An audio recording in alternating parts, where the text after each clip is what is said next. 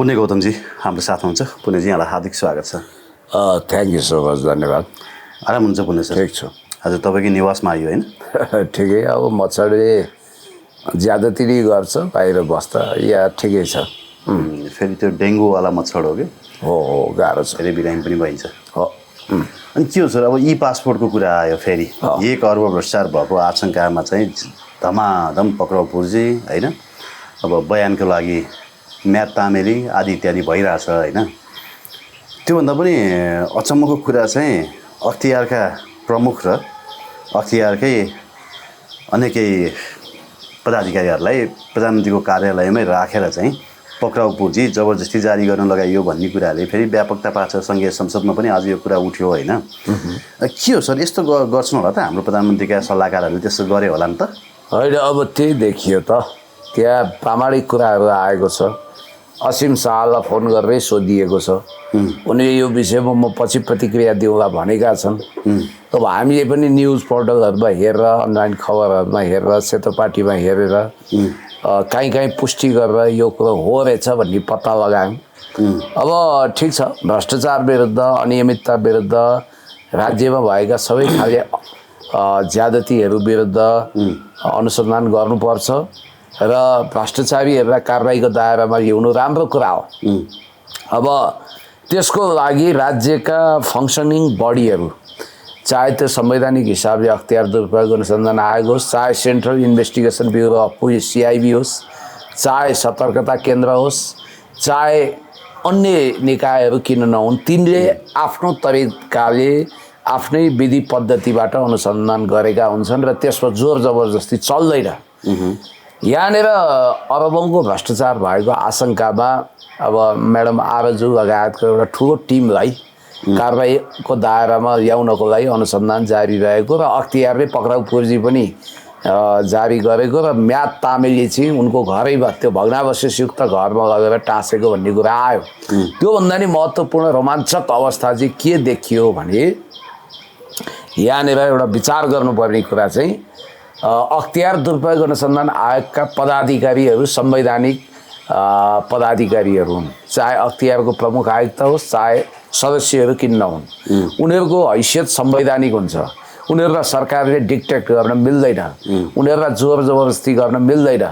तर यहाँ त अब यो जेनजी आन्दोलनको नाममा गठन भएको यो सरकार, चुनाव जितेर आएको यो सरकारले विधि नियम कानुनभन्दा पनि मस्कुवर तरिकाले अझ प्रधानमन्त्री मुख नदेखाउने, उनका स्वकीय सचिव, उनका सल्लाहकारले कूटनीतिक नियोगका पदाधिकारीलाई पनि हप्काउने, अब जर्मन राजदूतलाई पनि हप्काइ दब्काइ गरेको भन्ने कुरा आयो। किनभने त्यो ई पासपोर्ट छाप्ने मामिलामा चाहिँ फ्रान्सेली कम्पनीले नपाएपछि आगो भएको। फ्रान्सेली कम्पनीसँग राजसभाको पुरानो सम्बन्ध हो, किनभने राष्ट्रिय परिचय पत्र छाप्ने कुरामा पनि त्यहाँनिर फ्रान्सेली कम्पनीलाई नै विश्वास गरिएको थियो। इडिमियालाई नै दिएको कम्पनी रहेछ मुद्दा हाल्ने पनि हो। मुद्दा हाल्ने त्यही कम्पनी हो, किनभने त्यो कम्पनीलाई ठुलो कमिसनको रफूचक्कर थियो। अब उसले पाएन, तर पनि अब यही बेलामा झापा र इलामका सबै चिया बगान बन्द हुँदा 60,000 मजदुरको रोजगारी खोसिएको बेला, ठिक यही बेला हो। यही बेलामा अख्तियार दुरुपयोग अनुसन्धान आयोगका पदाधिकारी र प्रधानमन्त्री निवासमा 7 देखि 9 घण्टा थुनेर त्यो काम सम्पन्न गरेपछि मात्रै छोडिएको भन्ने कुरा आएको छ। आज अनलाइन खबरले चाहिँ प्रधानमन्त्री बालेन्द्र शाह र प्रेम कुमार राईज्यूको सम्बन्ध 2 वर्ष यता बहुत शिथिल र तिक्ततापूर्ण छ। त्यसको कारण चाहिँ महानगरमा भएको घपलाको विषयमा अख्तियारले अनुसन्धान गर्न खोजेको थियो तत्कालीन अवस्थामा, उजुरी पर्दा। त्यही कारण रिसले आगो भएको बालेन्द्र शाहजीले अहिले बदला लिन खोजेको भन्ने कुरा पनि आएको छ। खैर, अब राजधानी विभागका महानिर्देशक पनि पक्राउ परिसकेका छन्। अब लहरो तान्दा कति पहरो गर्जिने हो। अब यसको भूकम्प ज्यादै आएको छ, पराकम्प पनि हेर्न बाँकी छ। अब आरजु राणालाई पनि नेपाल ल्याउन सहज हुने होला। अब त इन्टरपोलले पनि रेड कर्नर नोटिस जारी गर्छ होला नि त? गर्छ होला, तर यस्तो हो कि अनुसन्धान गर्न पाइन्छ, गर्नुपर्छ, अवश्य पनि गर्नुपर्छ। तर यसको साथसाथै अनुसन्धान गर्ने विधि पद्धति होला नि। यो सरकार यसरी अतालिएको छ कि मानव यो सरकारको आयु 2-4 महिनाभन्दा उता छैन। यसले अहिले सबै काम फत्ते गर्नु छ, शैलीमा फिल्मी स्टन्ट गरेर सबै काम गरेका छ। गृहमन्त्री सदनमा गललल्ल हाँस्छन् पानीको कुरा लिएर। अब स्कुले छात्र हुन् कि गृहमन्त्री हुन्, केही ठेगान छैन। त्यसैले राज्य कुन तरिकाले गएको छ, एकातिर सुशासनको झल्को दिने गरी केही गर्छौँ भने जस्तो पनि गर्छ। अर्कोतिर झापाको चिया बगान, इलामको चिया बगान बन्द हुँदा राष्ट्रिय अर्थतन्त्रलाई ठुलो धक्का लाग्ने र हामी खतरकै पर्ने अवस्था पनि नआउला भन्न सकिँदैन। यी आदि परिवेशमा फेरि अब हाम्रो रमेश बसाइजी बडो साहित्यकार पल्टिएर मन्त्री सुनिल लम्सालको अभिव्यक्तिलाई बडो मेटाफोरिक हो, साहित्यिक हो भन्दै हिँड्नु भएको छ होइन। यो विषयमा पनि चर्चा गरौँला के होइन। कम्मर भाँचेर नाच्ने भने खुट्टा भाँच्ने भन्न पुगेछ अरे, त्यो चाहिँ मिस्टेक भएको अरे, उसले भनिसक्नुभयो। त्यो हाम्रो के अरे कपाल पाल्ने सांसद हुनुहुन्छ नि, त्यो उहाँ जग्गी श्राफको हमसकल डुप्लिकेट खुद डुप्लिकेट हो के थाहा छैन। जग्गी श्राफ कहाँको सलमान खान, कहाँको कादर खान जस्तो कुरा तपाईँ पनि नहसाउनु होइन। कतिले त रत्त पार्कको सलमान खान पनि के अरे जग्गी श्राफ पनि भनिदिँदो रहेछन्। खैर अब त्यो हेर्नु न, रफू मास्टर हुनु पनि कति क्या। अब रमेश बसाई भाइले तिनले भनेकोमा बरु मलाई आपत्ति छैन, किनभने ती त्यस्तै हुन् भन्ने दुनियाँलाई थाहा छ। ती झुट बोल्छन्, अफवाह फैलाउँछन्, द्वन्द्वात्मक कुरा गर्छन्, हिंसात्मक कुरा गर्छन्।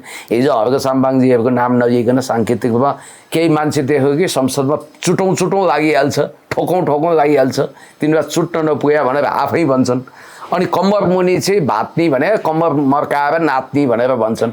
एउटा कुरा के छ भने तपाईँहरू यति सफेद झुट दिउँसै रात पार्ने गरी झुट नबोल्नुहोस् के। मन्त्री सुनिल लम्सालले इफ एन्ड बटको कुरा गरेकै छैनन्। जस्तो तपाईँको खुट्टा भाँचिदिनु तिनीहरूलाई धरतीमा जहाँ छन् त्यहाँ खोजेर भनेर उनले भनेको बेला बडो साहित्यिक थिए, उनी कवि थिए, साहित्यकार थिए भने उनले यसरी भनेको भए त्यसलाई अनेक अर्थमा व्याख्या गर्न सकिन्थ्यो।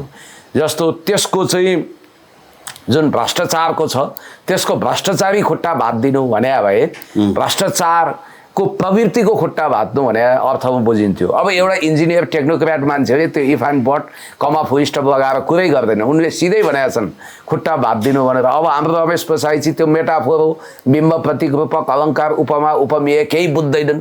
तपाईँहरू केही बुझ्नुहुन्न भन्नुहुन्छ। जीवी राईको सवालमा अहिले त मैले पक्रिएर ल्याउने हो र, तपाईँहरूलाई जति जानकारी छ मलाई पनि त्यति नै छ भन्नुहुन्छ। त्यसकारण यो काहीँ नभएको जात्रा हाँडी गाउँमा लागेको छ। एकातिर अख्तियार दुरुपयोग अनुसन्धान आयोगका कर्मचारीलाई त्यसरी थुनेपछि अब संवैधानिक नियोगका संवैधानिक निकायका पदाधिकारीहरू त थर्कमान छन् भने अब अहिले हेर्नु त त्यो सरकारी गाडी होइन, रातो नम्बर प्लेट हालेर हाम्रो त्यो कलाकार पाडे भन्ने अर्जुन पनि चढिरह, सब चढिरहेछन्, ट्याटा टुटु भइरहेछ, बोल्न कोही सक्दैन। यति ठुलो आतंक छ कि मलाई एकजनाले भन्दै थियो बरु हामी माओवादीसँग डराउँदैन थियौँ होइन 64 पछि, तर यिनीहरूसँग अचाक्कै डर लाग्छ। पुण्य सर के गर्ने, तपाईँहरूले बोलिदिनु पर्यो भनेर एकजना उपसचिव महोदयले मलाई भन्नुहुन्थ्यो। मन्त्रीको त धोती खुस्क्यो नि सर। अर्थमन्त्रीले सङ्घीय संसदमा उभिएर के भन्थ्यो भने 50 लाख मुनिका गाडीको प्राइस बढ्दैन भन्थे।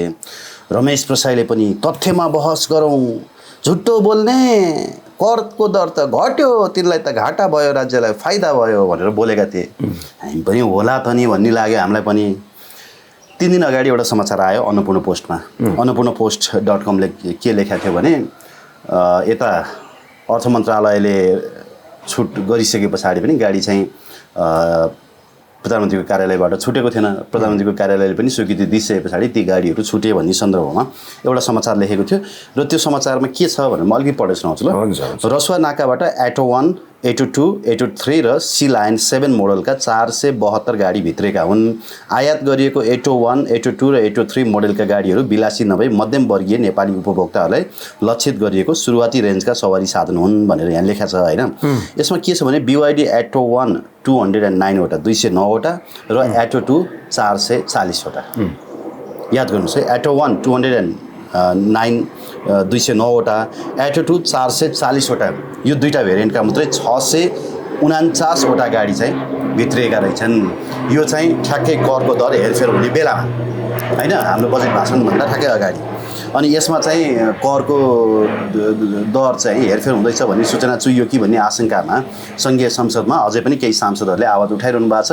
यसको प्रष्टीकरण दिने क्रममा चाहिँ हाम्रो अर्थमन्त्रीज्यूले कहाँ हुन्छ, राज्यलाई त फाइदा भएको छ, कर त घटेको छ, अब त्यसको भाउ घट्छ भन्नुहुन्थ्यो। अब आज मेरो auto.com ले समाचार लेखिदियो। के लेखेको छ भने यसअघि 45,95,000 रुपियाँमा बिक्री हुँदै आएको एटो 2 को मूल्य बढेर पहिला 43,79,000 थियो, यो अहिले 45,00,000 95,000 96 लाखमा बिक्री हुन्थ्यो। यो चाहिँ 48 लाख 49,000 भनेको झन्नै 49 लाख, झन्नै भन्दा 1,000 कम 49 लाख रुपियाँ यसको पुग्यो। झन्डै आधा करोड। झन्डै आधा करोड पुग्यो भनेपछि तपाईँको 46 लाखबाट 49 लाख भनेपछि कति 3 लाख त यसको बढ्यो। 4 लाख बढ्यो। 4 लाख त बढ्यो होइन। भने पछाडि कति पर्ने भयो यसको? 440वटा गाडीको कति हुने भयो त? 4 लाखको 440 भन्नाले हिसाब गर्नु, त्यहाँ क्यालकुलेटरै दबाउनु। 440 × 4 लाख हिसाब गर्नुहोस्। ल 4 लाख भनेपछि कति? 10,000 लाख 10 लाख करोड 17 करोड पो फाइदा हुँदो रहेछ यसमा मात्रै। अब विचार गर्नुहोस्। होइन, उहाँहरूले भनेको कुरा त झुट प्रमाणित भयो नि त। भाउ बढ्दैन भन्नुभएको थियो, भाउ त बढ्यो त। सफेद झुट हो कि होइन? यो सफेद झुट हो, कमिसनको रफू चक्कर छ।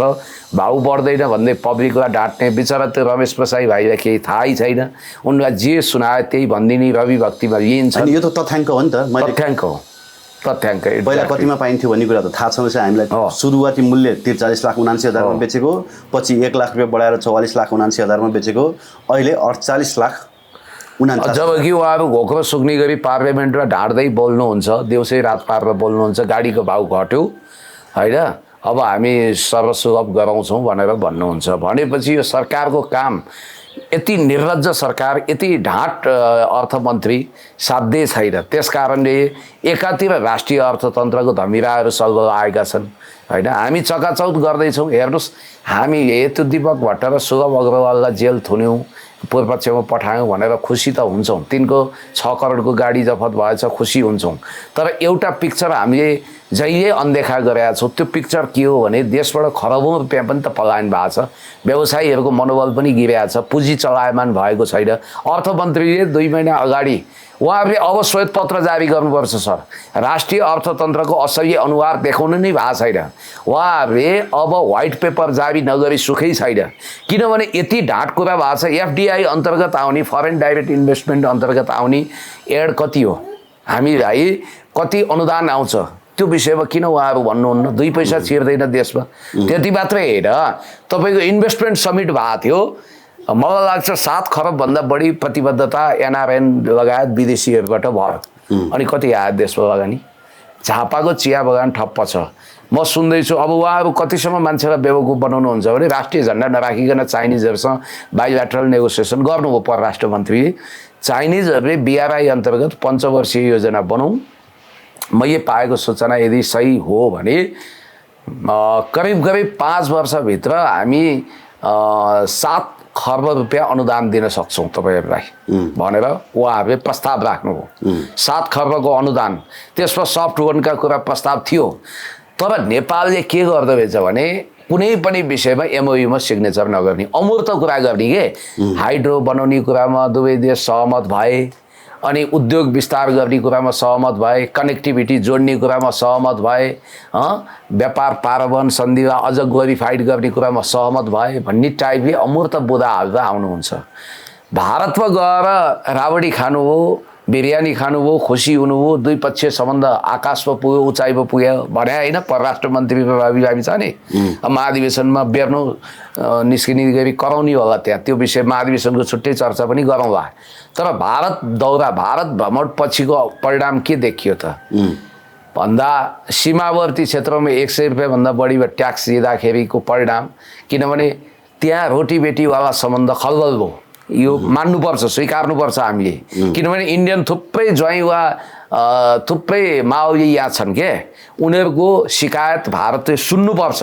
सीमावर्ती भारतीयहरूको शिकायत दिल्लीले सुन्छ सर, यहाँ जस्तो गैर जिम्मेवार हुँदैन। भले हाम्रो लागि मोदी सरकार अभिशाप होला, तर उसले सीमावर्ती क्षेत्रको पीडा सुन्नुपर्छ। अर्को केराको कुरामा नेपालले देखाएको अनावश्यक उत्तेजनाले आज हामी घाटामा छौँ कि छैनौँ। केरामा पहिला आत्मनिर्भर भएर अनि त्यसपछि केरा भारतबाट खरिद नगर्ने निर्णय गर्नु पर्थ्यो। अब अहिले हेर्नुहोस् मार्केटमा केरा कति छ? 300 पनि नपाइने रहेछ। म अस्ति गएको 300 पनि दिएन। 300 पनि दिएन? होइन, त्यो कुइया टाइपको चाहिँ 300 मा लानु भन्यो। अलिक गतिमा केरालाई 350 भन्यो। ल हेर्नु, तेलको मूल्य भारी गिरावट आयो विश्व बजारमा, यहाँ घट्यो 1 रुपियाँ। अनि हामी चाहिँ यो तेलको कुरा सरकारले नगर्नु सर तेल त हिनामलाई 2 खुट्टामा खाने तेलको मूल्य हेर्नु भएको छ खाने तेलको थाहा छ कति छ खाने तेलको मूल्य तपाईँले त किन्नु भएको छैन होला यहाँ मेरो भान्सामा श्रीमतीले किन्छन् त्यही त हामीलाई थाहै छैन क्या खाने तेलको मूल्य चिउरा किन्न गएको हिजो त्यो 120 रुपियाँमा प्याकेटको त्यो प्याकेजिङ गरिएको चिउरा पाइन्थ्यो प्याकेटको चिउरा होइन 180 रुपियाँ अरे त्यो 100 रुपियाँ खुल्लामा पाइने चिउरा 180 रुपियाँ अरे अब महँगीले आकाश छोएको छ मान्छे बौलाउन बाँकी छ सस्तो चामल 1700 पाइन्थ्यो अहिले 2250 2250 ल हेर्नुहोस् अब यो सरकार भन्दैछ हामी राम राज्य ल्याउँछौँ तपाईँहरूलाई सुखै सुख दिन्छौँ तपाईँहरूलाई सब्सिडी नै सब्सिडी हुन्छ आर्थिक अनुदान दिन्छु भन्छ अनुदान केही पनि छैन अब हुँदा हुँदा यहाँ भ्रम के पाइयो अस्ति रमेश प्रसाई भाइले बेर्नु निस्किने गरी घाँटीको नसा फुलाएर के भन्नु भने मेरो छोरी अहिले एलकेजी पढ्छे उसले जम्मा 22-25 रुपियाँ मात्रै मासिक मैले बढी तिर्नुपर्छ करमा भन्नुभयो तर यहाँ म जानकारी गरौँ एमबिबिएस पढ्ने छात्रवृत्तिमा सबैले पढ्दैनन् सर आफ्नो गोजीबाट पैसा हालेर पढ्ने इन्जिनियरिङ पढ्ने प्राइभेटमा पढ्नेहरूले वार्षिक कति बुझाउनु पर्छ थाहा छ 3 लाखसम्मको ट्याक्सको उनीहरू दायरामा समेटिया छन् है विद्यालयले शिक्षक वा स्कुल वा कलेजले त्यति धेरै उसलाई ढाड भाँचेर लिन्छ भनेपछि आज देश जुन अवस्थामा पुगेको छ ठिक छ तपाईँहरू भ्रष्टहरू समाउनुहोस् कसलाई समाउनु मन लाग्छ एउटा भ्रष्ट नछोड्नुहोस् है अनि त्यो समाइरहँदा आफूभित्रको भ्रष्टाचारी पनि नछोड्नुहोस् हिजो कल बाइपास गर्नेलाई पनि चिन्नुहोस् आज तपाईँहरूको वरिपरि झिङ्गाझै भुनभुनाइरहेका भ्रष्टहरूको पनि पहिचान गर्नुहोस् यहाँ त मलाई के लाग्छ भने नि एउटा जेल भएछ कि सर तपाईँले पनि त्यसको अनुसन्धान गर्नु होला पक्कै हेर्नु भएको छ विश्वको सबैभन्दा क्रूरतम अपराधीलाई राख्ने जेल भएछ ब्ल्याक डल्फिन रसियामा रहेछ ब्ल्याक डल्फिनमा कोही कैदी जानु पर्यो भने उसले मृत्युदण्ड माग्छ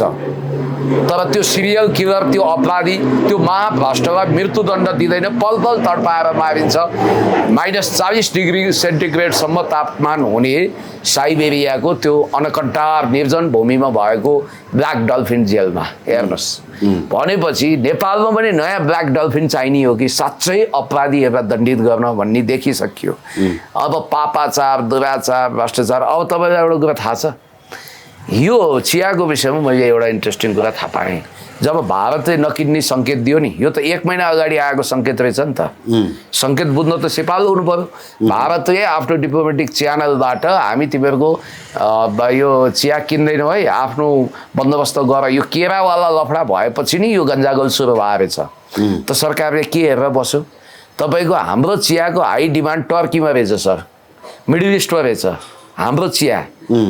हाम्रो चियाको हाई डिमान्ड युरोपमा छ हामीले व्यापार विविधीकरण गरौँ आजको मर्कन्टाइलिस्ट दुनियाँमा हामी 30 वर्ष तेलमा आत्मनिर्भर हुन सक्ने र बेच्न पनि सक्ने दैलेखको दुल्लुमा पेट्रोलियम पदार्थ उत्खनन गर्ने काम रोकियो अहिले झापामा 2200 बिघा जमिन असरल छ कमल गाउँपालिकामा अनि हामी चाहिँ अब अरूलाई गाडी अहिले तपाईँलाई एउटा कुरा भन्नु उपसचिव बिचरा जम्मै त्यो पठाएर उसमा हिँड्दैछन् रे के साझा बसमा अनि गाडीमा हिँड्ने को थाहा छ अर्जुन घिमिरे पाँडे अनि उनीहरूका आफ्ना मान्छेहरू जो प्यारा छन् नि ती प्यारा जम्मै त्यो सरकारी यो जनजी आन्दोलनपछि नम्बर प्लेट बदलेर अनि रातो प्लेट बनाउने हिँड्ने गइकिने त्यो सुविधा सम्पन्न हैन त्यो अनि अर्को कुरो तपाईँ डिजीहरूले अहिले थोत्रो गाडी त्यो त क्राइम हो नि त्यो भ्रष्टाचार पनि हो डिजीहरू बिचरा डिजी भनेपछि एउटा डिग्निफाइड पोजिसन छ नि सडक विभागको होस् वा जहाँको होस् डिजीहरूलाई थोत्रो गाडी झ्याम्पट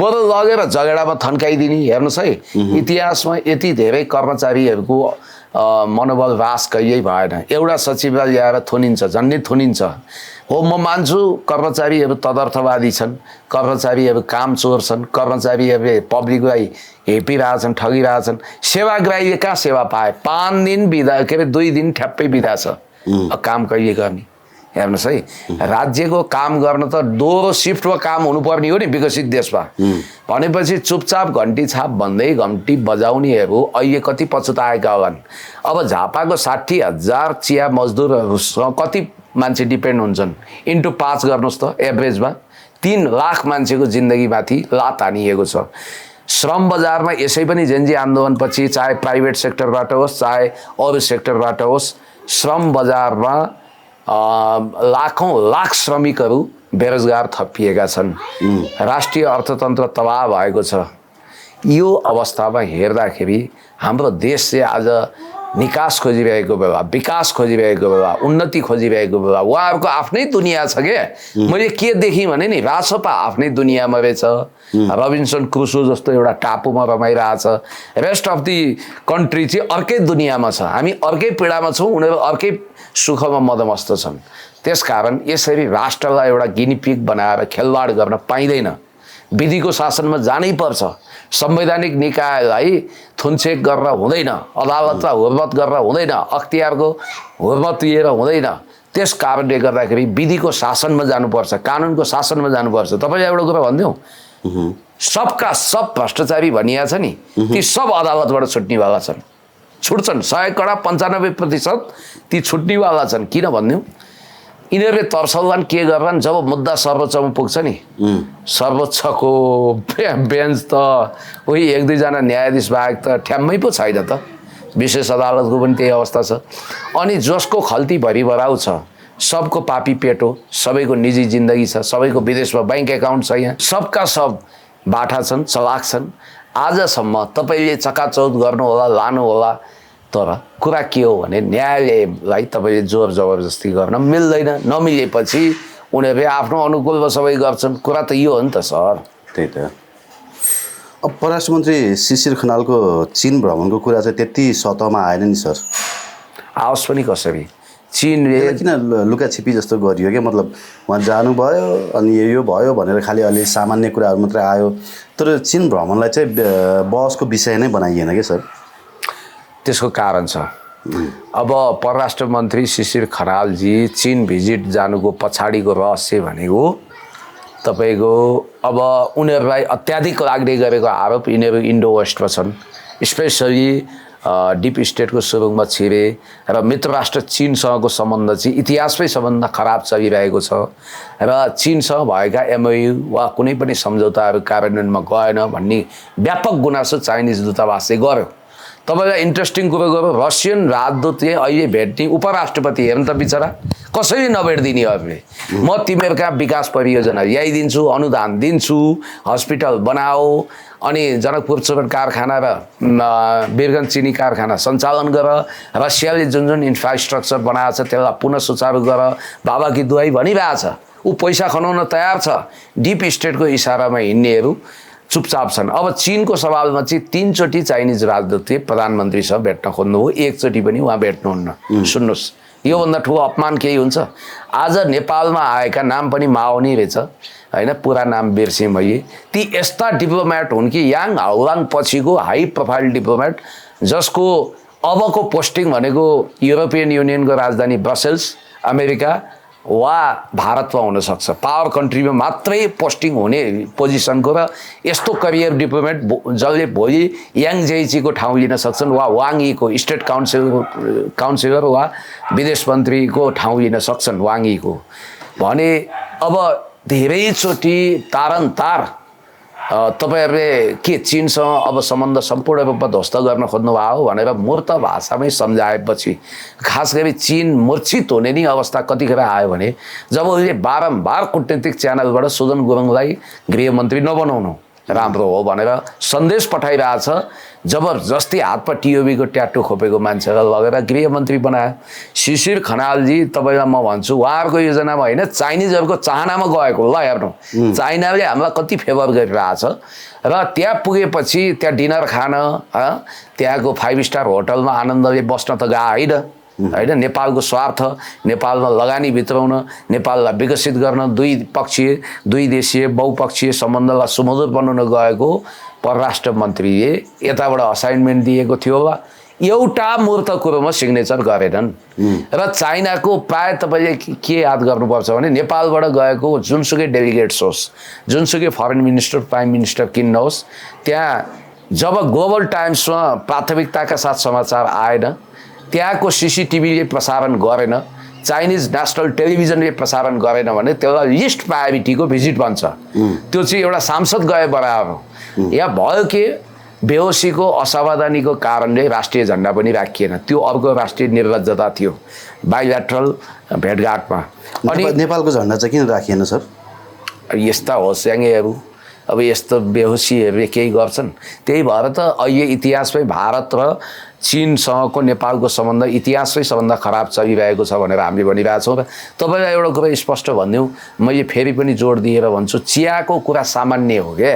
चीनले नेपालमा, खास गरी नेपालमा र मेटेरियल्सहरू कलेक्सन गरेर फिनिसिङ प्रडक्ट बनाउने कुरा भन्दा पनि एसेम्बल कम्पनीहरू जति छ नि सर, त्यो व्यापक काफी हदसम्म नेपालमा उसले त्यो प्लान्ट लगाउन चाहन्छ।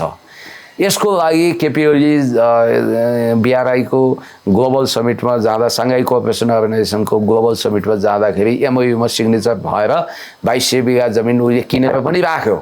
तर नेपालको विडम्बना के भने न रेलमार्गको विषयमा सम्झौता गर्छ, न हाइड्रोको विषयमा सम्झौता गर्छ, न विकासको इन्फ्रास्ट्रक्चर डेभलपमेन्टको विषयमा सम्झौता गर्छ। तपाईँले यति कुरा ख्याल गर्नुहोस् कि तपाईँको इन्फ्रास्ट्रक्चर मिनिस्टर त्यो भिजिटमा किन थिएनन्? अनि कहाँबाट चाहिँ नेपालले सम्झौता गर्छ? प्राइम मिनिस्टरको भिजिट हुनुपर्ने, स्टेट भिजिट हुनुपर्नेमा, गार्ड अफ अनर पाउनुपर्नेमा न हामीले चाइनिज प्रधानमन्त्री वा राष्ट्रपतिलाई पुनः भिजिट गराउने सङ्कल्प गर्छौँ। हेर्नुहोस् है, न हामीलाई गार्ड अफ अनर दिने गरी हाम्रो भिजिट त्यहाँ तय हुन्छ, न नेपालबाट तालुकदार जस्तो प्राय चाइना जस्तो विकसित देश जहाँ अमेरिकी राष्ट्रपति आउन लालायित हुन्छन्, जसको कारणले अहिले इरानसँगको ल्यान्डमार्क सम्झौता हुँदैछ, त्यहाँ जाँदाखेरि एफएनसिसिआईको प्रतिनिधि गयो कि गएन? उद्योग वाणिज्य सङ्घको ख्याल राख्नुपर्ने कुरो। अनि वाणिज्य सचिव गए कि गएनन्? उद्योग वाणिज्य मन्त्री गए कि गएनन्? भौतिक पूर्वाधार मन्त्री गए कि गएनन्? अनि ठिङ्ग एउटा परराष्ट्र मन्त्री गएर के गर्ने? परराष्ट्र मन्त्रीको असाइनमेन्ट भनेको द्विपक्षीय कूटनीतिक सम्बन्धलाई सुमधुर बनाउने भन्ने स्टेटमेन्ट फ्याँक्ने बाहेक केही पनि होइन। त्यहाँ फेरि तिब्बतवाला लफडा होला के होला त्यसका ती लिफापति कुरो। तर मूर्त र ठोस रूपमा त हाम्रो आर्थिक कूटनीति हो नि। अर्थमन्त्री गए किन जाँदैनन्? अर्थमन्त्री जानुपर्ने त अर्थमन्त्री यो भिजिटमा जम्मरी टोली जानुपर्ने हो नि। अर्थमन्त्री, अर्थ सचिव, अनि त्यसपछि तपाईँको इन्फ्रास्ट्रक्चर मिनिस्टर, हाम्रो बालनजीले ब्रान्डिङ गराए minister, infrastructure minister, infrastructure secretary, अनि त्यसपछि तपाईँको सडक विभागका डिजीहरू निर्माणको लागि, विद्युत प्राधिकरणको एमडी, अनि जेन्युन पत्रकारहरू पनि त्यो टोलीमा हुन्छन्, खास गरी त्यो बिटका पत्रकार। र तपाईँले हामीले याद गर्नुपर्ने कुरो, नेपाल उद्योग वाणिज्य सङ्घ महासङ्घको अध्यक्ष अनिवार्य रूपमा जानुपर्छ। त्यस्ता भव्य भ्रमण सफल पार्नको लागि त्यो तत्त्व आवश्यक हुन्छ। त्यसमा कुनै होमवर्क पनि छैन। यो तपाईँलाई लाग्दैन यो सरप्राइजिङ छापामार भिजिट हो भनेर? चाइना भिजिट गर्ने तयारी पुग्यो, नेपालले एक्सर्साइज गरेर गएको हो। किनभने नेपाल सिर्फ बहाना गर्न चाहन्छ, एउटा नाटक गर्न चाहन्छ कि ऊ चाइना भिजिटमा पछि छैन। उसले पनि चाइना भिजिट गर्यो सरकारको प्रतिनिधि। यति बाहेक मनले आफैले आँटेर चिताएर नेपाललाई विकसित गर्ने एजेन्डा बोकेर यिनीहरू गएकै होइन। कर्टेसी भिजिट मात्रै भयो त्यसो भए। अब हेर्नुहोस्, यिनीहरू युरोपियन युनियनसँग पनि सम्बन्ध खराब बनाउँछन्, किनभने यिनीहरूको रफटप शैली देखियो। जर्मनीको युरोपियन युनियनमा कति प्रभाव छ यिनीहरूलाई कति थाहा छ त्यो मलाई थाहा छैन, तर व्यापक प्रभाव छ भन्ने म बुझ्छु होइन। जर्मन एम्बेसडर त रिसाएर त होइन? किन नरिसाउनु? उनीलाई एउटा टार्गेटमै उनी छन्। एउटा स्वकीय सचिवले, प्रधानमन्त्रीको स्वकीय सचिवले डिप्लोमेट्सलाई हप्काउने हैसियत राख्छ। ऊ त हाम्रो पाहुना हो नि, अतिथीय देश हो नि उसको लागि। उसलाई हामीले उहाँलाई चाहिँ आदर गरेर राख्ने हो। भाषा मिठो हुनुपर्छ, चाहे जतिसुकै झगडा किन नहोस्। तर जर्मनी हाम्रो देशको ठुलो डोनर पनि हो है सर।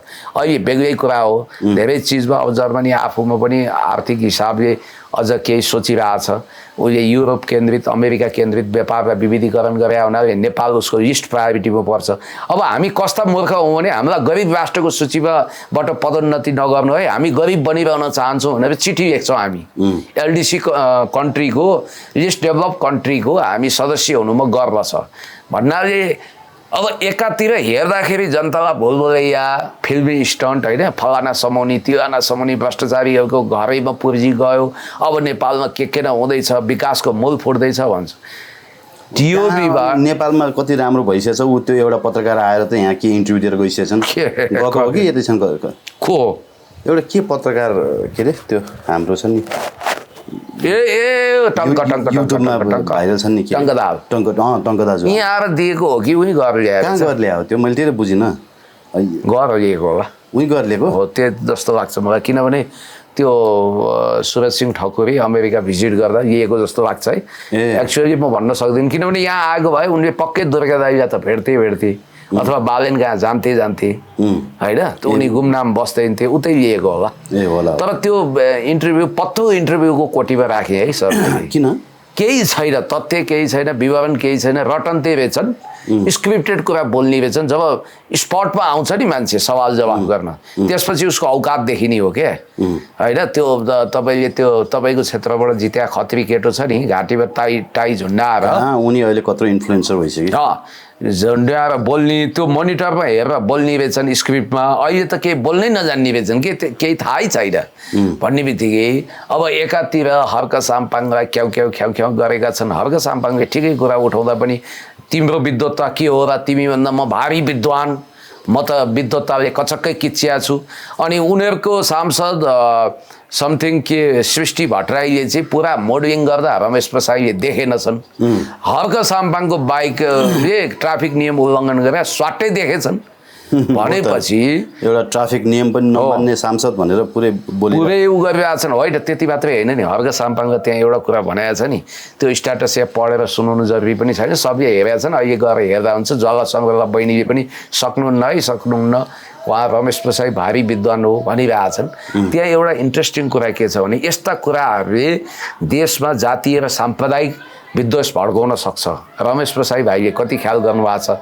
तपाईँको इस्यु र मेरो महादेव भनेका छन् के याद गर्नुभएको छ रमेश प्रसाईको विज्ञप्तिमा जानुहोस् तपाईँको इस्यु उनले लेखेको स्ट्याटसमा तपाईँका इस्यु र मेरा महादेव भन्ने एउटा शब्द परेको छ मेरो त्यहाँ मोबाइल छ होइन मसँग छ एकचोटि रमेश प्रसाईको स्ट्याटसमा जाउँ न सर त्यो भन्न खोजेको चाहिँ के हो त्यो भन्न खोजेको तिमी क्रिस्चियन हौ इस्यु भनेको परम परमेश्वर क्रिस्चियनको देवता इस्यु अनि उनी यसु उनी त क्रिस्चियन धर्म त मान्दैनन् त अनिखेरि हो यही कुरो त फाटो आयो एउटा कुरो त के छ भने उनी वैदिक सनातनी अन्तर्गत पढेर सुनाइन्छ है फेरि यो स्न्यापसट पनि लिएर राखौँ फेरि कहिले काहीँ त पढ्छ कि एकजना माननीय सांसदले विषय केन्द्रित तर्क गर्ने दम नभएर मलाई सुनेको भरमा बोल्छ भन्नुभएछ मैले पढ्ने कुनै किताब नहुँदा सुनेरै कलेज टप गरेको हुँ जुन कलेजमा अधिक मास तपाईँ जस्ता दृष्टियुक्त साथीहरू थिए तपाईँले देखेको जति मात्र सत्य हो भने के तपाईँले नदेखेका देश संसारमा छैनन्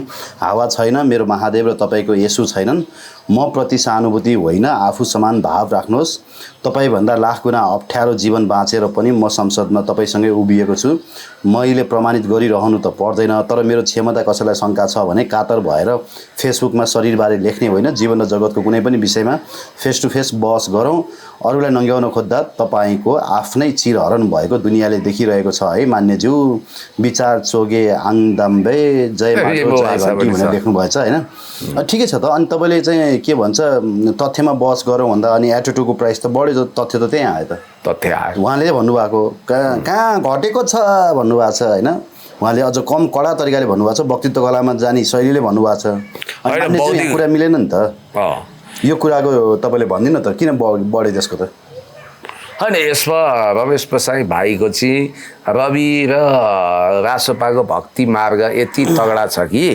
उहाँको दिमागमा अरू कुरा छिर्दैन उहाँको दिमागमा रवि जिन्दाबाद बालेन र स्वर्णिम जिन्दाबाद रासोपा सर्वा अरू सबै भाँडमा जाउन् भन्ने छ उहाँलाई तथ्याङ्कसँग गोरु बेचेको छैन उहाँलाई जसले जे सुनाइदिन्छ त्यसमा बहकिनु हुन्छ अब उहाँले कस्तो भयो भने हर्क साम्पाङले यसको अलिकति सेवार कुरा गरौँ ल कसरी यो कुरा आयो भन्ने पहिलो दिन च्याठिँदै धारा किर्दै उहाँले हर्क साम्पाङलाई व्यङ्ग्य गरेर ट्राफिक नियम उल्लङ्घनकर्ता अनावश्यक बकबक गर्ने एउटा सांसदको कोटीमा राखेर नाम नलिइकन झाको झार्नु हो अब हर्क साम्पाङ पनि किराँतीको छोरो के कम ब्लड तातेर आयो स्ट्याटस लेख्नु हो पुरानो अतीत सम्झाइदिनु हो तपाईँ कस्तो जिन्दगीमा हुनुहुन्थ्यो कुन अवस्थामा हुनुहुन्थ्यो अब उहाँले त्यो क्रेडिट चाहिँ हिँड्न खोज्नु भएको छैन मैले बुझेसम्म अब जीवन विष्ट र उहाँ चिम्टाको दुईटा खुट्टी जस्तो हुनुहुन्थ्यो मेरो पनि आजभन्दा 5-6 वर्ष अगाडि उहाँले इन्टरभ्यू लिनुभएको छ एक्सन नेपाल टिभीमा रमेश प्रसाई भाइलाई को आर्थिक अवस्था पनि असाध्यै कमजोर र मान्छे प्रतिभाशाली नै हुन् र म अहिले पनि आत्मविश्वासका साथ भन्छु कि रवि लामिछाने भन्दा दुईवटा कुरा बढी राजनीतिकमा बुझेकै मान्छे हुन्। फेरि रवि चाहिँ हाउडे हुन् कम्प्लिटली होइन। रविले किताब पनि पढाएको छैन, म देश दुनियाँ उनीलाई थाहा छैन। उनी डेन्टिङ पेन्टिङ गरेर हावादारी कुरा सतही कुरा बोल्ने हुन्। अब यहाँनिर रमेश प्रसाईको भाग्य चम्किएको भनौँ वा उनी भक्ति मार्गको सुरुङमा छिरेको अवस्था कहाँ हो भने चितवनमा जब म पनि गएको थिएँ, मेरो त आफन्त मावली को नाता लाग्छ, म पनि रविजीका भेट्न गएको थिएँ। यिनी चाहिँ त्यो एउटा चोक छ नि सर, 24 कोटी चोक, त्यहाँ ठुलो लाउड स्पिकर लगाएको थियो। मलाई पनि वक्ता बनाऊ भनेको थिएँ, मैले पनि बोलिदिएँ 2-5 मिनट होइन। त्यहाँ रमेश प्रसाईले लच्छेदार भाषण गरेर रविलाई चाहिँ एसियाकै असाधारण नेताको कोटीमा राखे उनले। नेता भइसकेका थिएनन् रवि, तर हाम्रो नेता हो भन्दै। एकछिनपछि अब लाठीचार्ज हो के भयो, त्यो तितर बितर भयो। त्यसपछि यिनले रवि भक्ति गर्दै आए। त्यसको फल राम्रै भोगे। जस्तो रासपा स्थापना हुँदै यिनी केन्द्रीय सदस्य भए। त्योभन्दा अगाडि अहिले भनिन्छ रासपा भनेको मूलतः घन्टे ग्याङ भनेकै ग्यालेक्सी ग्याङ हो रे के। त्यो ग्यालेक्सीको कोर टिम नै रासपाको रविको कोर टिम हो। त्यो कोर टिममा रमेश पनि थिए। रमेशलाई त्यो सहकारी ठगेर चलाएको टिभीमा 1.5-2 लाखको तलबवाला जागिर पनि थियो। अमेरिका पनि भिजिट गरे, आए, पछि सहप्रवक्ता भए। मलाई ताजुब लागेको कुरो चाहिँ अहिले यिनले तथ्यमा नटेकिकन घरि त्यो सुनिल लम्सालको बचाउ गर्छन्। अनि निकृष्ट भन्दा निकृष्ट मानिसहरूले पनि यसरी बचाउ गर्दैनन्। हुन त कतिपयहरूले शुभलाल राम्रै मिल्यो होला सरकारबाट रमेशजीलाई पनि भन्छन्। आई डोन्ट बिलिभ, म त्यो कुरामा विश्वास गर्दिनँ। कमसेकम उनलाई म अझै पनि खगेन्द्र सुनारको कोटीमा राख्दिनँ, त्यति रफ टप मान्दिनँ होइन। तर एउटा कुरा चाहिँ पक्का के हो भने रमेश प्रसाई भाइले यो झुटो बोल्ने तालिम लिएको चाहिँ मलाई थाहा छैन, तर यस्तो मिथ्या भाषण किन गरिरहनु भएको छ मलाई अचम्म लागिरहेछ। र महत्त्वपूर्ण बुझ्नुपर्ने कुरा चाहिँ के भने उहाँले नजानिदो तरिकाले समाजलाई डिभाइडेड गरिरहनु भएको छ। डिभाइड एन्ड रुलको सिद्धान्त अपनाउनु भएको छ। हर्क साम्पाङलाई बारम्बार विरोधीहरूले लगाउने 2टा आरोप, एउटा चरम जातिवादी चन्दावादी, क्युआरवादी त भन्छ नि भेमुपाध्याय जस्तोको त त्यो खेतीपाती नै हो। त्यो कुरा प्रमाणित पनि भएको छैन, केही पनि छैन। त्यो बेकारको लम्फू फन्टुस आरोप हो, त्यो आफै व्यवहारले खण्डित गरिरहेछ। अर्को आरोप भनेको चाहिँ बारम्बार उनलाई कथित क्रिस्चियन बनाइनु। अब उनी बुढा नीलकण्ठमा जान्छन्, पुजारी भेट्छन्, पशुपतिनाथ आउँछन् होइन, पूजाआजा पनि गर्छन्, तर उनलाई कसैले पनि वैदिक सनातनी देख्दैन। यो नेपाली समाजको पुरानो रोग रहेछ क्या, जो मन नपरेको मान्छेलाई क्रिस्चियन बनाइदिएपछि सजिलो भयो। हो, अब एकताका एउटा पूर्व सांसदले पनि मलाई क्रिस्चियन बनाएको थियो नि त। ए हो। अब ऊ आफै अहिले तपाईँलाई एउटा इन्ट्रेस्टिङ कुरो गरौँ, मैले थाहा पाइसकेँ अमेरिका भिजिट गर्दा चाहिँ क्रिस्चियनहरूको भतेर खाएर आएका रहेछन्। भतेर खानु के नराम्रो त भएन नि त, क्रिस्चियनको भतेरै खानु। भतेर भने अर्कै भतेर के, पछि भन्नुभयो सुटुक्क छुट्टै भतेर। यो चाहिँ मेटाफोर हो। फेरि रमेश प्रसाईको भाषा मेटाफोर होइन, मैले अहिले भतेर भने नि। हो, भतेरभित्र खानपिन मात्रै हुँदैन कि, अरू धेरै नगद नारायणका भतेर पनि हुनसक्छ। अब तपाईँलाई एउटा कुरा सानो इन्ट्रेस्टिङ कुरो गर्छु। साँच्चै यसुवाला कुरा नै गर्ने, क्रिस्चियन मिसनरीकै कुरा गर्ने भने त रासपालाई गम्भीर शङ्का गरेका छन् नि मान्छेले। किनभने रमेश प्रसाई भाइ तथ्यमा टेक्नुहोस् न। तपाईँले दिएका तथ्याङ्कहरू अन्ततः मिथ्याङ्क भएर पब्लिकको नजरमा तपाईँ गिर्नु हुँदैन कि कमसेकम। मेरो चाहिँ कन्सर्न त्यहाँ हो। र महत्त्वपूर्ण कुरा चाहिँ म तपाईँलाई के भन्दैछु भने हर्क साम्पाङ यदि क्रिस्चियन धर्म मान्थे भने, अरूले भने चाहिँ पास्टर हुन्थे भने होइन, उनी चर्चमा गएको अवस्था हुन्थ्यो होला, उनले काहीँ प्रार्थना गरे फोटो भिडियो आउँथ्यो होला, उनले क्रिस्चियन मिसनरीबाट फन्डिङ भएको अवस्था हुन्थ्यो होला। संयोगले उनका पार्टीमा केही क्रिस्चियन धर्मावलम्बी होलान्, जस्तो कि सबै पार्टीमा छन्। अझ त्यो पार्टीमा लागेको आरोपको कुरा गर्ने भने त रासपा भन्ने पार्टीको माउ पार्टी भनेको 2009मा अमेरिकामा जन्मिन्छ। जर्ज सोरोजले ओपन सोसाइटी अन्तर्गत क्रिस्चियन मिसनरीमै फन्डिङ गरेर जन्माएको अमेरिकन नेसनल फ्रिडम पार्टी, जसको चिन्ह पनि घन्टी नै छ। नेपालमा जन्मियो 69 सालमा होइन, के अरे 79 सालमा जन्मियो रासपा भन्नाले भरत गिरी भन्ने एकजना पास्टरले खुसी नै व्यक्त गरेका थिए। त त्यो भिडियो चाहिँ अहिले हटाउन लगाएछन्। रवि लामिछाने उतैबाट चर्चको शपथ लिएर आएको हामीलाई गर्व छ, सब क्रिस्चियनहरूले भोट हालौँ भनेर त्यतिखेर त तपाईँको अघिल्लो चुनावमा सर्कुलरै जारी गरेका थियो। अनि अस्ति भर्खर एउटा तथ्याङ्क आएको थियो, दर्जनौँ पास्टरहरू अथवा तपाईँको क्रिस्चियनवालाहरूले टिकटै पाइरहेछन् त। अनि आफ्नो पार्टी पनि चाहिँ आफ्नो जिउमा भैँसी हिँडे पनि नदेख्ने, अर्काको आङको जुम्रा देख्ने। अब मलाई के लाग्न लाग्यो भने नि राजनीतिमा मान्छे उल्लु बनाउने एउटा पुरानै रोग रहेछ क्या। अनि कस्तो हुँदो रहेछ भने हिजो एउटा कुरा बोलिदिने होइन, त्यसको जिम्मेवारी नलिने, झन् आफै त्यही छोरमा त्यही किताबमा पुग्दिने। जस्तो अरूलाई भ्रष्ट भनेर भाषण गरिदिन सजिलो छ, तर आफू सदाचारी बन्न त्यत्तिकै जटिल छ। अब करका दर हेरफेर गर्ने कुरा होस् या राष्ट्रलाई ढाँट्ने कुरामा होस्, अर्थमन्त्रीले गरेको गडबडी इतिहासमै अत्यन्तै क्रूर ठट्टा अथवा क्रूर गडबडी मध्ये एक मानिन्छ। तर त्यसमा उनी सहमत हुन तयार छैनन्। उनीहरूलाई मेगालोमेनिया छ, हामी बिना पृथ्वी घुम्दैन। अब बाबेन शाहजीको त कस्तो छ अरे भने उहाँलाई बल्ल बल्ल बल्ल एकचोटि भेट्ने मौका पाएको एकजना अलिक बौद्धिक व्यक्तिले मलाई भन्दै हुनुहुन्थ्यो, उहाँसँग त तपाईँ सवालै गर्ने होइन कि निर्देशन सुन्ने मात्रै हो। दुर्लभ रूपमा 2 मिनट भेट हुन्छ, फेरि मन भयो भने 2 घन्टा पनि बस्दिने रे के पाँडे साँडेहरू हुन्छन् नि, यस्तो जमातसँग जति पनि बस्दिने, जति घन्टा पनि बस्दिने के मन मिल्छ। तर जेन्युन मान्छेसँग बस्दैन बस्ती। उहाँले तय गरेको सल्लाहकारहरूको क्याटेगोरी हेर्दै थाहा हुन्छ नि उहाँलाई कस्तो मान्छे मनपर्छ, कस्तो मान्छे उहाँका छनौटका हुन्छन् होइन। संसद जान उहाँलाई दिक्क लाग्छ, चियादानीमा दौडेर जानुहुन्छ उहाँ अघि। अब यो हिसाबले हेर्दाखेरि चाहिँ मलाई राज्य बडो सस्तो मस्तो ठट्टाबाट चलिरहेको र हिजो देश जलाउनेहरूले देश कसरी चलाउँछन् भन्ने कुरामा घोत्रिन अभिशप्त बाध्य बनाउँछ। आज सुकुम्बासीका कुराहरू गरौँ, होल्डिङ सेन्टरका कुरा गरौँ, मानवता कहाँ बिलायो। आज सुकुम्बासी बस्तीको ग्राउन्ड जिरो रिपोर्टिङ गर्नेहरू आज होल्डिङ सेन्टरमा गएर तिनको अवस्था हेरेर रुन सक्छन्। ल हेर्नु, यो त मिडिया सेन्सेसन रहेछ नि, अल्दोरिजम रहेछ नि त। होल्डिङ सेन्टरमा 3 छाक राम्रो खाना पाएका छन्। एक त तिनको घर भत्किया छ, सर्वनाश छ सर। अब यिनीहरूले लालपुर्जा अब हेर्नु तपाईँले होइन, अब सुकुम्बासीको कुरै नगरौँ कि सुकुम्बासी मान्छे हो नि त भनेर सुकुम्बासी पो हो नि त, मान्छे भए पो कुरा हो नि त। तिनीहरू त जनावर बनाइयो, उनीहरू त मान्छे होइन नि, उनीहरू मरे पनि के मतलब र खान नपाए पनि के मतलब र। राज्यले पालिदिनुपर्छ भनेर कमेन्ट गरिसे, अनि तपाईँ यहाँ पाल्नु न भने छन् तपाईँलाई, तपाईँको भिडियो कमेन्ट होइन। अनि त्यही भएर के बेकार सुकुम्बासी कुरा नि, यी मानवता नभएका मान्छेको अगाडि सुकुम्बासीको गरिबको दुखीको कुरा नगरौँ। अनि साँच्चै एउटा कुरा थाहा पाउनु हो, एकै झड्कामा जति नियुक्तिहरू खारेज भएको छ नि, अनि नियुक्ति प्रक्रिया चाहिँ कहिले सुरु हुने भयो त? थमौती पनि आइसक्यो त कतिको, थमौती पनि त आइसक्यो अरे कतिको। जसले ठेकीको सेरी चाकरी पुऱ्यायो तिनको आयो, त्यही हो। यो त नेपाल हो सर।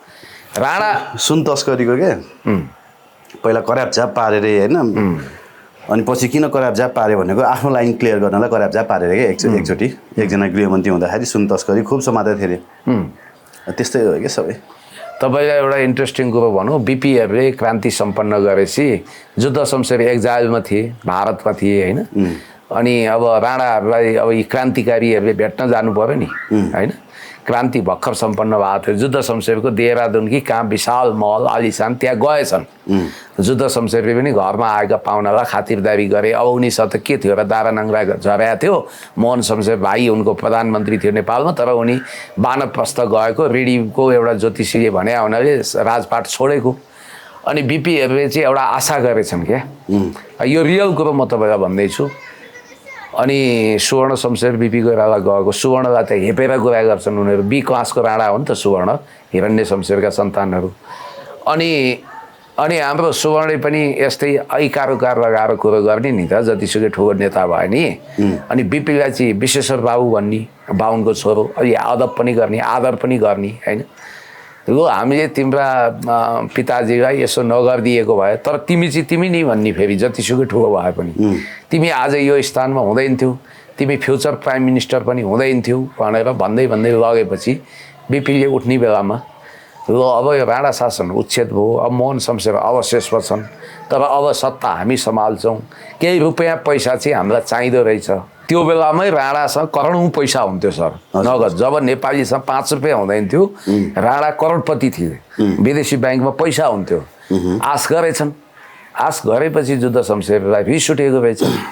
अनि उनले के भनेछन् भने, बिपी बाबु तपाईँ नेपालमा हुनुहुन्छ, धेरै क्रान्तिकारी नबन्नुहोस्, हामीले सबका नाडी छामेका छौँ, तपाईँ त्यस्तै हुनुहुन्छ जस्तो हामी लगभग थियौँ। नेपालमा धेरै क्रान्तिकारी नबने हुन्छ, त्यहाँको मेसिनरीले त्यहाँका कर्मचारीहरूले तपाईँलाई त्यस्तै बनाउँछन् भन्थ्यो अरे। हरेक चेन्ज पछि शासकहरूले के एक्सपेक्टेसन गर्छन् भने अब हामीले यार छुट्टै चकाचौध गर्छौँ। 15 सालमा बिपीलाई त्यो ज्वरो चढाएको थियो, 17 सालमा राजा महेन्द्रले पञ्चायत सुरु गरेपछि त्यो ज्वरो चढाएको थियो। एक हदसम्म अलि तानाशाही शासन उनीहरूले गरे पनि 46मा पञ्चायत ढालेका बौद्धलेहरूलाई काङ्ग्रेस एमालेलाई त्यस्तै फिभर थियो होइन, क्रान्तिकारी प्रगतिशील फिभर थियो। 51मा सरकार बन्दा एमालेलाई त्यस्तै थियो। 64मा माओवादी आउँदा माओ सेतुङले भन्दा ठुलो क्रान्ति गर्छौँ भन्थे। अहिले जेनजीको नाममा आएका रासपावाला, जहाँ अधिकांश मान्छे काङ्ग्रेस एमाले माओवादी राप्रपाकै छन्, त्यहाँ पनि त्यस्तै डम्फु बजाउँदैछन्। तर यो क्रान्तिकारी कलर खोलिन्छ र अन्तिममा जुद्ध शमशेरले के गरेछन् थाहा छ? ठ्याक्क अब राणा त निर्लज्ज पनि थिए नि त सर, राणा त हेपा पनि हो नि त। हेर्नुहोस् तपाईँहरूले हामीलाई त लखटिहाल्नु हो, अहिले त म चबिनाङ्गो छु भनेर त्यो दोलाई ओढेका रहेछन् होइन, च्यादर ख्वात्त खोलेर देखाइदिँदा कट्टु पनि रहेछ। साँच्चीकै कुरा हो, रियल कुरो गर्दैछु। भनेपछि राणा त्यस्ता हुन्थे र त्यस्तै निर्लज्जता। हान्स एन्डरसन क्रिस्चियनको एउटा कथा छ नि, इम्पेरियम न्यू क्लोथ। बादशाह नाङ्गिएको यहाँ कसैले देख्दैन, तर एउटा बालक बबुले देखेर राजा त नाङ्गै रहेछन्, के को रेशमी कपडा भन्थ्यो अरे के। यहाँ सत्य बोल्न जोखिम छ सर। तपाईँले सत्य कुरा बोलेर च्यानल चलाउने भएको, तपाईँलाई मार हे मार बडा सकस पारिसके होइन। भौतिक आक्रमण बाहेक सबै झेलिसक्नुभयो तपाईँले, त्यो चाहिँ नझेल्नुहोस्, भगवान्को कृपा रहोस् होइन। जे होस्, हामी यस्तो नेपालमा छौँ कि जहाँ हरेकचोटि आएका शासकहरूले झुटा बाचा गर्छन्। 2-4 वर्षमा तिनका प्रगतिशील क्रान्तिकारी कलर खुइलिन्छ, हुनेवाला केही हुँदैन। हो, बालन सरकारले हामीलाई झुटो प्रमाणित गरेर त्यसमा राम राज्यको जग बसाओस्, सुशासन र समृद्धि ल्याओस्, विदेश छिमेक सम्बन्ध राम्रो बनाओस्। अब यहाँ त म त अर्को कुरो पो सुन्दैछु, अमेरिका रिसायो अरे भने अब भयो त। अमेरिका जसको आशीर्वादले यो सरकार टिक्नु छ होइन, टिकिरह शङ्का गरिन्छ, अमेरिकनहरूले समेत यिनीहरूको कच्चा पोलिसीबाट हैरान परेशानी खेप्दैछन् रे। त्यो पनि सुन्नमा आछ। अब के हो, अब नेपाली सेनासँग सम्बन्ध बिग्रिएको कुरो त अहिले अगाडि नै आएको। भनेपछि यस्तो रहेछ सर, बालनजीलाई चाहिँ के लाग्दो रहेछ भने नि, अब मैले कसैलाई पुस्नु पर्दैन, गर्नु पर्दैन भन्ने लाग्दो रहेछ। त्यही भएको हुनाले बालन शाहजीले धेरै ट्याउ गरे भने हातमा तिब्बत ओरिजिन्स ब्लडको ट्याटु खोपेको, हिजो पानी बाँड्न हिँडेका मान्छे आज पद बाँड्दैछ। त्यही केटोले फेरि कराप झ्याप नभनला भन्न सकिँदैन।